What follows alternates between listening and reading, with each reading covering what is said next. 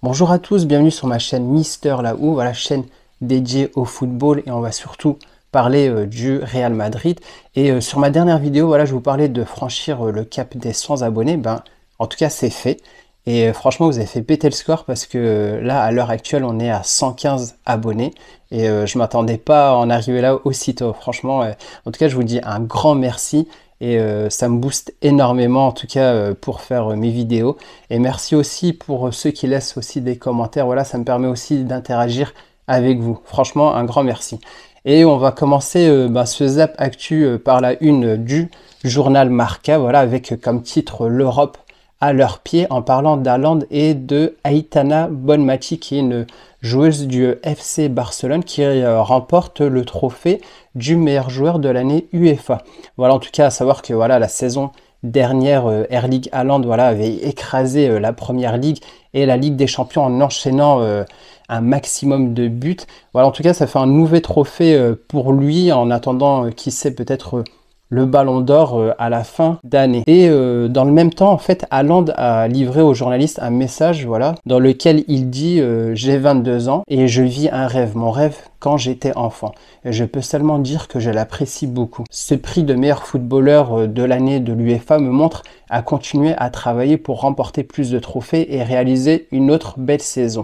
Et il rajoute aussi, ici avec Pep, je suis dans l'équipe idéale pour continuer à améliorer mon jeu. Voilà, franchement, on a vu vraiment une différence entre quand il était au Borussia Dortmund et à City. Voilà, il a vraiment développé son jeu avec le côté vraiment tactique amené par Pep Guardiola. On le voit un peu plus passeur, on le voit super bien se placer sur le terrain. Voilà, c'est plus vraiment une machine à marquer comme il était à Borussia. Voilà, il s'est vraiment développé dans plusieurs capacités et du jeu. Et du côté de la une du journal AS, voilà, on préfère mettre en affiche le trou aux grandes oreilles de la Ligue des Champions avec comme titre le doux tirage, avec le résultat des 32 équipes réparties dans les groupes. Mais voilà, juste avant de vous montrer le tirage au sort, voilà, je voulais vous ajouter une info si jamais vous l'avez pas eu.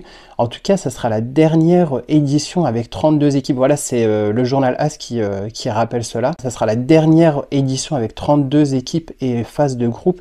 Et à partir de la saison prochaine, il sera étendu à 36 clubs et se jouera sous forme de ligue fermée. Voilà, on aura plusieurs équipes qui vont se jouer entre elles. Voilà, en tout cas, fini ce format, on va dire, de 32 équipes et ces phases de groupe. Voilà, en tout cas, pour ceux qui ont connu, on va dire, toujours ce côté-là de la Ligue des Champions avec les phases de groupe et les tirages au sort, voilà, ça sera fini. Il faudra passer à un autre système dès l'année prochaine. Donc, place au résultat de ce tirage. Et voilà, j'ai mis ce post aussi de Rodrigo, voilà, qui est devant Pénard, voilà, pour découvrir nos concurrents. Voilà, on était tous un peu comme lui, on va dire, posés devant la télé pour connaître un peu le résultat des groupes. Donc les voici. On va tout d'abord commencer par le groupe G, voilà, le groupe du gagnant en titre, voilà, de Manchester City qui s'en sort pas mal, voilà, puisqu'il rencontre Leipzig, l'Étoile Rouge et les Young Boys. Voilà, franchement, ils s'en sortent pas mal pour City. Voilà, ça fait vraiment des adversaires hyper abordables. Donc là, on va se pencher sur le groupe H, voilà, avec Barcelone qui est notre concurrent, on va dire, direct et qui rencontre Porto, le Shakhtar et Anvers. Voilà, c'est franchement aussi un tirage assez cool pour Barcelone. Ouais, c'est vraiment que des équipes très abordables. Si on reste toujours, on va dire, du côté de la Liga, on a l'Atlético qui est dans le groupe E et qui rencontre le champion des Pays-Bas qui est Feyenoord, et il rencontre aussi la Lazio et le Celtic. On va dire que c'est un groupe moyen.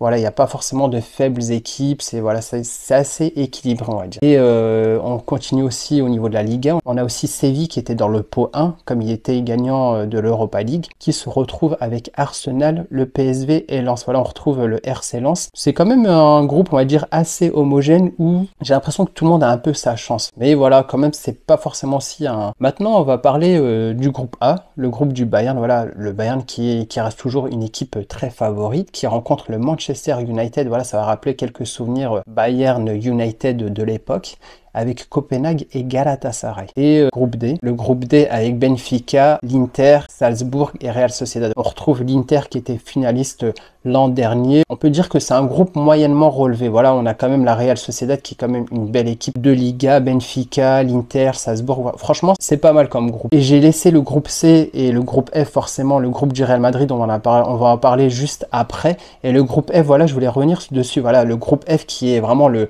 groupe de la mort avec le Paris, Dortmund, le Milan et Newcastle. À savoir que dans le pot C, l'équipe à ne pas prendre était vraiment l'AC Milan. Le Paris tombe dessus et la plus grosse équipe du pot D était Newcastle. Voilà, on retrouve toutes ces équipes-là dans un même groupe et on va dire que le PSG tombe dans le groupe de la mort. En tout cas, je voulais y revenir dessus plus en détail parce qu'un des journalistes du journal AS qui nous dit voilà, c'est un groupe piège pour le Real Madrid. Mais ce qui est le plus drôle, c'est que le PSG de Mbappé pourrait ne pas réussir à se qualifier pour les huitièmes de finale. À savoir qu'il y a toujours un peu, on va dire, cette rivalité liée à la venue de Mbappé ou non au Real. Voilà, ça se lance quelques pics dans certaines émissions espagnoles entre le PSG et le Real Madrid. Voilà, c'est pas nouveau. En tout cas, c'est vraiment intéressant car je vais vous présenter un graphe qui va dans le sens de ce que dit le journaliste. Selon Opta Analyst, voilà, Opta Analyst, c'est une sorte de société spécialisée un peu dans les bases de données sur le foot. En fait, ils analysent tout plein de matchs, de tactiques, etc. Franchement, je sais pas trop comment ils font ça. Ils prennent tout plein de données pour ensuite les convertir un peu en résultats simples à présenter. Là, voilà, par exemple, le graphe que je vous présente, voilà, c'est un graphe qui démontre, on va dire, les équipes chanceuses ou malchanceuses de ce tirage. Donc forcément, on revoit à plus 17% City,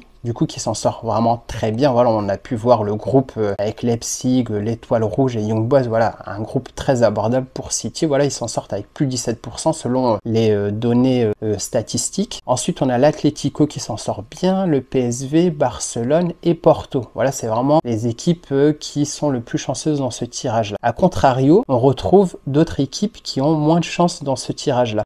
Donc, on a Braga et l'Union Berlin qui sont dans le groupe du Real Madrid qu'on va présenter juste après. Voilà, ils s'en sortent pas bien parce que dans le groupe du Real, il y a quand même le Real et le Napoli, deux fortes équipes. Ensuite, on a Séville. Voilà, comme on le disait, Séville qui est dans le groupe d'Arsenal et du PSV. Voilà, c'est assez relevé. Et les deux perdants, on va dire un peu de ce tirage-là, c'est le PSG et le Borussia. Quand tu es dans le pot 1 et le pot 2 et que tu retrouves le plus fort du pot 3 et le plus fort du pot 4, forcément, t'es perdant. Et le pire dans tout ça, selon Opta Analyst, voilà, il y a une autre donnée, c'est que dans le groupe du PSG, le PSG est celui-là qui a le moins de chances de se qualifier en huitième de finale. Quand on regarde le graphe, on voit que c'est Newcastle qui a le plus de chances de se qualifier. Ici, il faut regarder en fait la colonne R16 qui correspond au huitième de finale. En fait, Newcastle a 58% de chances de se qualifier.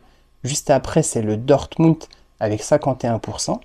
Ensuite, on a le Milan AC avec 46% et le PSG avec 43,9%. Franchement, je ne sais pas comment sont faites ces données-là. Ça me paraît quand même assez étrange de retrouver quand même le PSG en quatrième position. Si on regarde jusqu'au bout, voilà, en tout cas, il y a les huitièmes, les quarts de finale, les demi-finales, la finale et le gagnant. Forcément, le plus grand favori est City qui se retrouve quand même avec 36% de chances de la regagner à nouveau. Et si on s'intéresse, on va dire, au Real Madrid, on est à 6,6% de la gagner. Barcelone à 3% et le PSG à 1% de gagner ce trophée. Et voilà, si on s'intéresse aussi au Real Madrid, on peut voir que selon Opta Analyst, voilà, on a 79% de chances de se qualifier en huitième de finale. Si on va un peu plus loin, 13% de chances d'aller en finale. Voilà, en tout cas, ça semble intéressant. Voilà, après, c'est le football reste du football, mais c'est intéressant, voilà, pour en discuter. Là, on va s'intéresser à notre groupe, du coup, le groupe C. On a même Rodrigo qui tweet, voilà, apport la Kinsey, voilà, on essaie de gagner notre 15e Ligue des Champions. Et comme je vous le disais, du coup, on a Napoli, le Real Madrid, Braga et l'Union Berlin. Je vais essayer de décortiquer, on va dire, un peu tous nos concurrents directs. Donc, on va tout d'abord commencer par Napoli. Le Napoli qui a fait une très belle saison l'année dernière, qui finit premier du groupe avec 90 points. Voilà, ils ont vraiment écrasé le championnat. Ils étaient champions même bien avant la fin du championnat. Ils ont mis 16 points de plus à la Lazio qui a fini deuxième. Ils ont quand même une bonne attaque avec 77 buts marqués et une très bonne défense avec 28 buts encaissés. En Ligue des Champions, voilà, ils sont éliminés l'année dernière contre le Milan AC en quart de finale. À savoir que Osimhen était aussi blessé lors de la rencontre en quart de finale contre le Milan et c'est ce qui a aussi coûté, on va dire, la qualification au Napoli.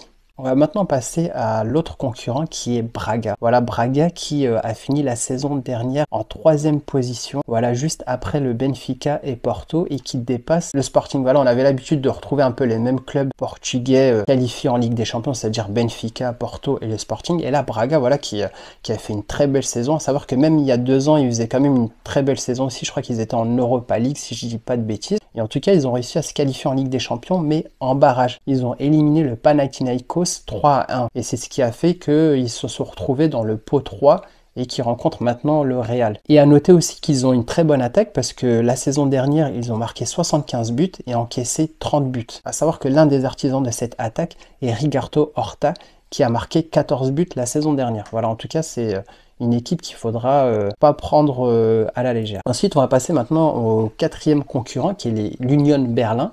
L'Union Berlin qui a fini 4e du championnat allemand, voilà, derrière le Bayern, Dortmund et Leipzig. Voilà, ils finissent à 62 points et ils dépassent de peu Fribourg. Et voilà, ils ont fait une super belle saison. Bon, ils n'ont pas forcément une très belle attaque parce que quand on voit, enfin, ils n'ont pas une très belle attaque la saison dernière parce qu'ils marquent 51 buts. Et là, je me suis amusé, on va dire, à regarder cette saison. Ils sont premiers du championnat avec 8 buts marqués. En tout cas, on a l'impression aussi que le groupe du Real peut être, on va dire, assez abordable, mais voilà, faut pas oublier qu'il y a quand même le Napoli qui est une très forte équipe, Braga qui a pu démontrer que en Ligue portugaise, voilà, qu'ils ont pu dépasser le Sporting et qu'ils ont pu rivaliser quand même avec le Benfica et Porto, voilà, ils s'en sortent pas loin au niveau des points finaux, et l'Union Berlin, voilà, qui se retrouve quand même dans un championnat assez relevé, le championnat allemand, et voilà, on n'a pas l'habitude vraiment de rencontrer ces équipes-là, voilà, j'avais vraiment hâte de retrouver, on va dire, des équipes un peu inédites. Bon, Naples, on les avait déjà joués il y a une époque. Braga, Union Berlin, ça me dit rien. Je pense que c'est vraiment nouveau, c'est vraiment des nouvelles confrontations. Voilà, j'en avais un peu marre de retrouver un peu les mêmes équipes, c'est-à-dire un peu le Shakhtar ou l'Inter de Milan ou des choses comme ça, voilà. En tout cas, voilà, ça va faire des rencontres assez sympathiques à regarder. Voilà, on a très hâte à savoir que le prochain match, je sais pas contre qui tombe le Real Madrid, il faudra que je vois ça prochainement, mais ça sera au mois de septembre. En tout cas, c'est tout pour le Zap Actu d'aujourd'hui et je voulais vous laisser avec une très belle image. Voilà, c'est Arda Güler qui est toujours en récupération liée à sa blessure et qui se fait entraîner, voilà, par la fille de Luka Modric. Voilà, sur ces images-là, voilà, on le voit mettre des têtes et qui lui fait les passes, ben, la fille de Luka Modric. Voilà, en tout cas, c'est un très bon esprit qu'on retrouve au Real Madrid. Voilà, en tout cas, ça montre des belles valeurs partagées par son club et en tout cas, ça fait plaisir à voir. En tout cas, merci pour tout et n'hésitez pas à liker, n'hésitez pas à commenter et si c'est pas encore fait, n'hésitez pas à vous abonner. On se retrouve bientôt pour une autre vidéo. Bye bye.